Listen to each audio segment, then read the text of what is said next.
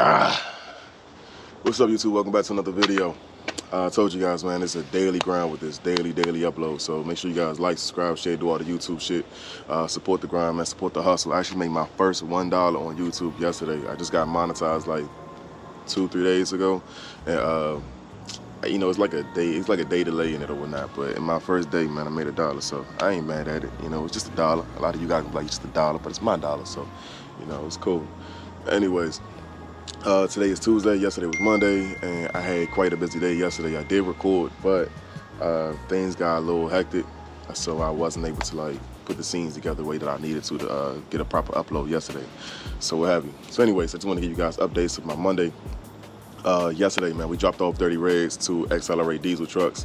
She's getting a new steering rack, as well as a new power steering pump, as well as new tie rods, and that's going to be the last of the mechanical fixes that she needs to get back on the road. Everything should be in by tomorrow, then worst case Wednesday, get the truck back. Yep, yeah, Wednesday would be latest. All right, that's cool. Should have it knocked out. It says next day on parts. I remember I called about it. If I call in the morning, I might be able to get them this afternoon, but I probably won't be able to start on until tomorrow. But worst case scenario, Wednesday. That's it. All right, that's cool. Wednesday works for me. Cool, man. Thanks again. All right, bro. Appreciate you. Yeah, no After she leaves Accelerate Diesel Trucks, remember, she has to go to ARC. If you guys go a few videos back, you'll see where the SRT hood didn't fit. ARC is going to get that SRT hood on Dirty Reds, get it painted up and whatnot. And I really think that SRT hood is really going to like pull the aesthetics of that truck together. It should be really, really aggressive when that truck comes out the shop. So I'm really looking forward to that. It already looks clean, but when it gets done being painted and with that big SRT hood on it, man, trust me. Got it here. We checked out some box trucks, looking to do a small pivot away from cars. Not get rid of the car haulers, but I just wanted to add box trucks and skateboards to the fleet that we have right now. So I saw a post on Instagram the other day, and it said that the rates for freight are up over 25% right now. And then I talked to this gentleman named Freight King in ClubHouse, and he had told me that he feels like freight is up about 1,000% for him, that he's having his best year right now. And then also I saw Piglet. Shout out Piglet. Piglet had his first $1 million year, and he accomplished that his first meal in September, and he still got, what's that, 4 months to go. So shout you, or 3 months to go, whatever it is. Shout you out, brother, man. You killing it. You know what I'm saying? Everybody got something to say about Piglet. I disagree with a lot of things the brother says, but you can't deny the motherfucker be out here working. So shout out to Piglet, man, and everything that you've accomplished, bro. I've been watching you. I see you, man. Fuck with the grind, man.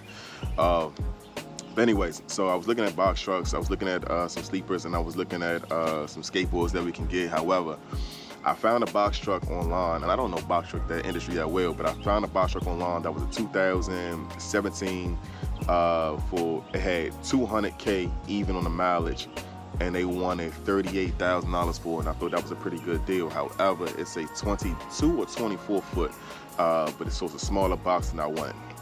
But I still think that was a pretty good deal. But then I really want a 26 footer, and I talked to Ryder yesterday, and they told me that they did have a 26 foot, but a 2015 26 footer with 420,000 miles on it, they wanted $65,000. And I just feel like that was absurd. Like, I'm not about to spend 60K on a box truck, maybe a semi, maybe a sleeper, not on a box truck that has 400, almost half a million miles on it. Like, it really has almost half a million miles on it. Y'all want $65,000 for it, and it's a 2015. I don't know box trucks all that well, so you guys let me know if that's a good price. I know we're living in a different climate right now as far as supply goes, so I'm sure that has a lot to do with why the price is so high on it. But listen, I can't. I'm not jumping into that price. It's at 60K, $65,000. I'd rather spend 80K and get a brand new one if possible, or something like that. But I'm not buying a 2015 with 500,000 miles on it for $65,000. So according to the gentleman in the office, he says they only have 2 box trucks, no reefers. You know, I see a few reefers back here, but I guess they sold. But he's saying they got no reefers, and on the other side they got tractors, but he's saying there's no tractors because all of them are sold. So he said he got 2 boxes over here though. About to check those out. We got one that's what is this? We got a Hino 2015. This one got 200K on the mileage, and they want $68,000 for it. So, yeesh, these prices are up. I also checked the prices on sleepers. The sleepers is way up. I'm talking more like, in order for me to get a sleeper that I feel is adequate, man, like something that has less than 300K on the mileage, something that's a 2015 or 17 or newer, you're looking at over 100K right now. And I had checked the market for sleepers when we was looking at sleepers and buying sleepers 2 years ago, back in 2019, even last year, yo. The cost of sleepers was not, you can get a good sleeper between 50 and 60K. 45 to 60K get you a good sleeper. Now, fuck no. So I don't know, man.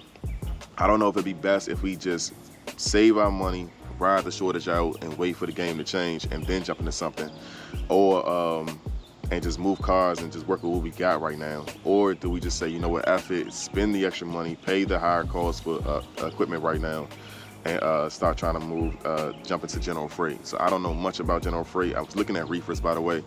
I don't know much about moving produce. I don't know much about strapping down a load on a hot shot or whatnot. You know what I'm saying? I'll be watching Pro Haul TV, and I'll be watching Hot Shot Benny. I'll be watching Toe Piglet, and I see you guys. I'll be watching Hot Shot Haven, shout you out. Hot Shot Carolina, Hot Shot, shout you out. Hot Shot Mac, shout you out. So I'll be seeing you brothers get it done, man.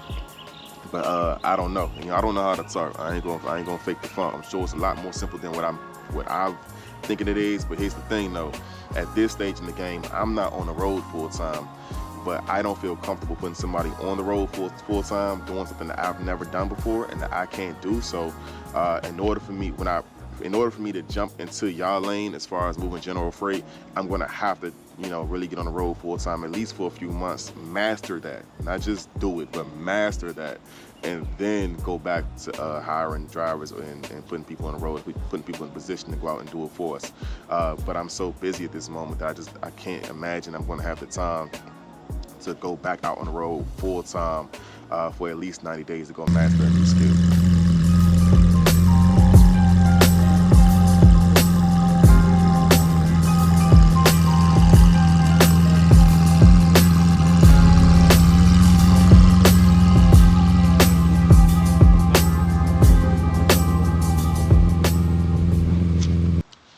Also, guys, today I met, yesterday, I got to meet him again today, but yesterday I met one of our, what I think is going to be one of our new drivers. We're going to put him in a Ram 5500 with a 4-car. It's actually his truck and trailer, man. So shout out him. He's going to be leasing under our company, which is pretty cool. Good guy, man. Does need to come home. He's good with doing OTR. What I've learned with a lot of drivers, man, it's hard, like, convincing you guys that you guys need to stay out on the road to make your best dollar. This guy right here, man, I told him, like, yo, we can run you kind of local. You can stay within 300 miles. You can make this dollar. He's like, man, F that. I want to go to Houston. I want to go to Florida. I want to go to Georgia. I want to go to California. He was like, send me out. I don't need to come home ever.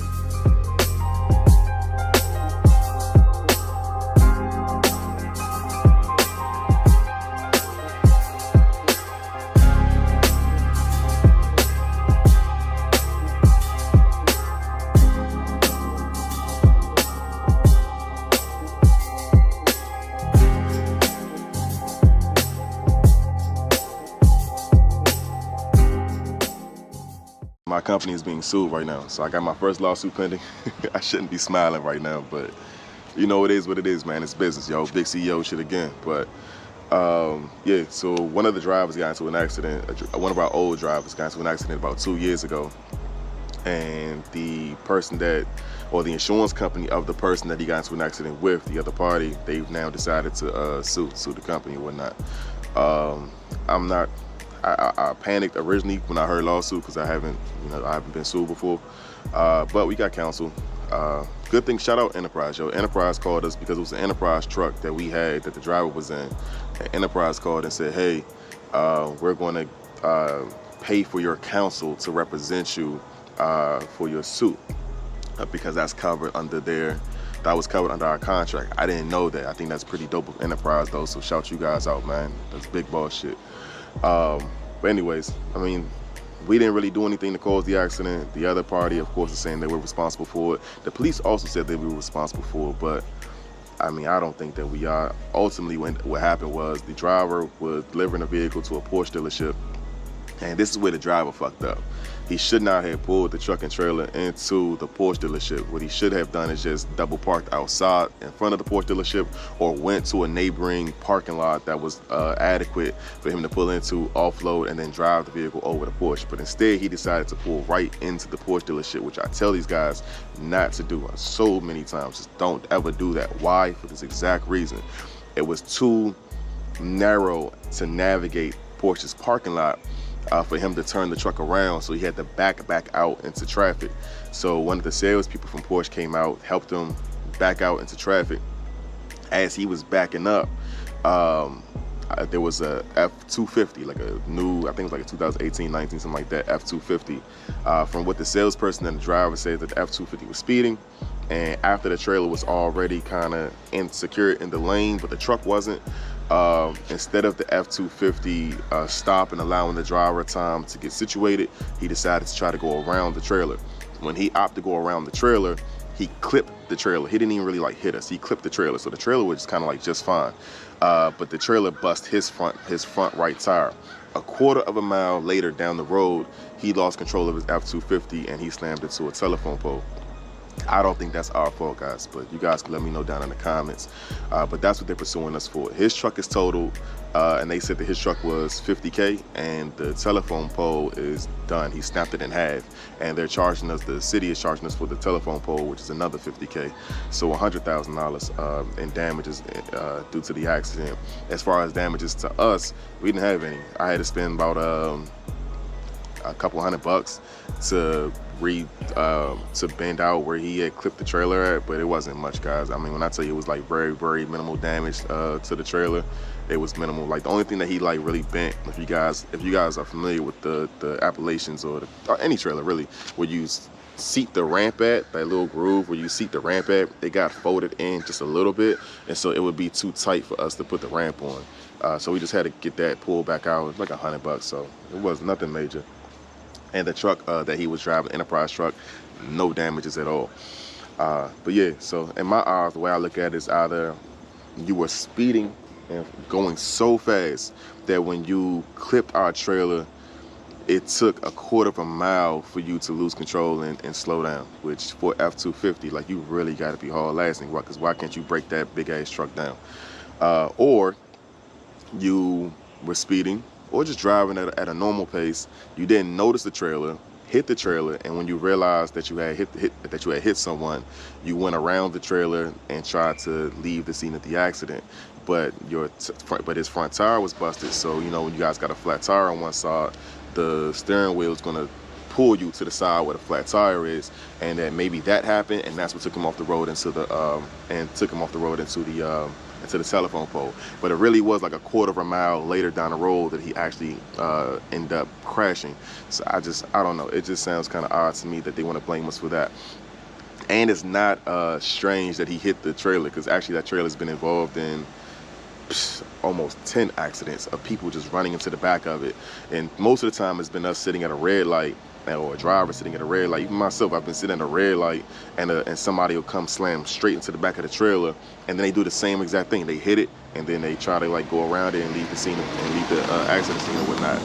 You know, unfortunately, ain't no good people. I ain't gonna say ain't no, but you know, some people aren't good out here, and they just try to get away from hitting us, man. So, you know, it is what it is. Worst case scenario, if they do find us at fault for the accident, and they do decide to charge us for the accident, and we do lose the lawsuit or whatnot, listen, we had insurance, so you gotta do business the proper way.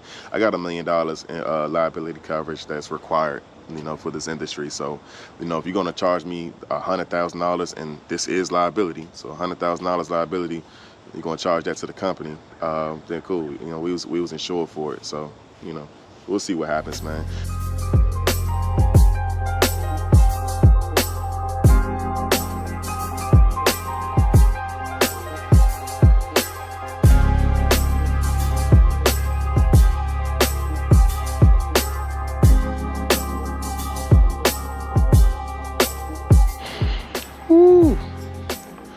Man, guys, check these out.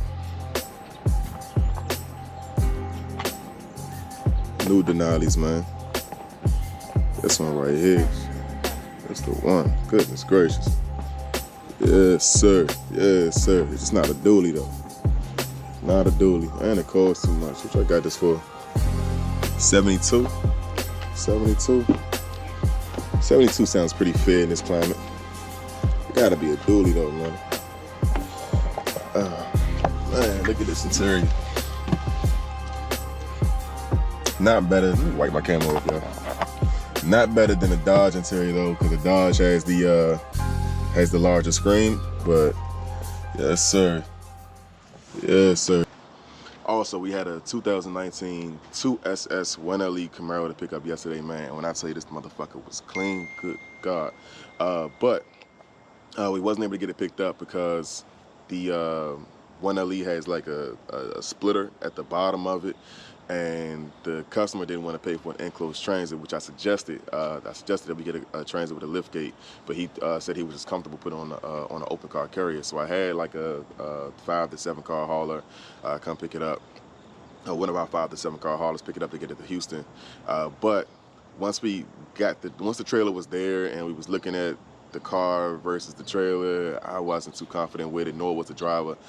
So we opted just not to pick it up. I'd rather do things the right way the first time. So I called the customer back to see if he'd be willing to spend more money to go with the enclosed like the car deserves. He's on the fence about it still. He's still kind of like, yo, he'll take his chances on an open car carrier.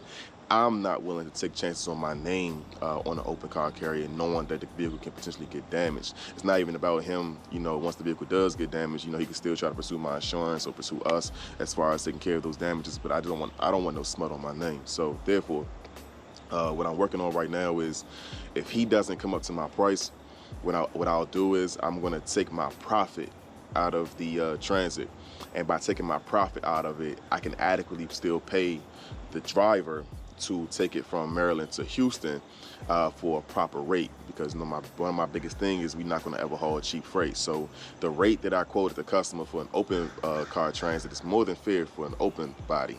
However, it's not fair for an enclosed. However, if I give them the entire rate and I take my profit out of it, I take my salary, my cut completely out of it, where I personally don't make any money off of it, then it's a fair rate to the guys that's going to be driving it down there for them to take it. It's actually more than fair for them to take it in the enclosed. So that's kind of my plan. I'd rather get it done the right way, sacrifice some bread, but have all my customers satisfied, and there's no smut on the Marathon's name. So the vehicle is coming from Coons, as you guys saw. I got a good relationship with Coons. I want to maintain that relationship. Coons don't care, you know, how much the customer's paying, how much I'm getting, what my profit is. They don't care how it gets there. They just want their customer happy. So I got to make sure that the customer on the receiving end is happy in order to make sure that the customer that I really care about, which is Coons, is happy as a dealership. So, you know, big CEO shit.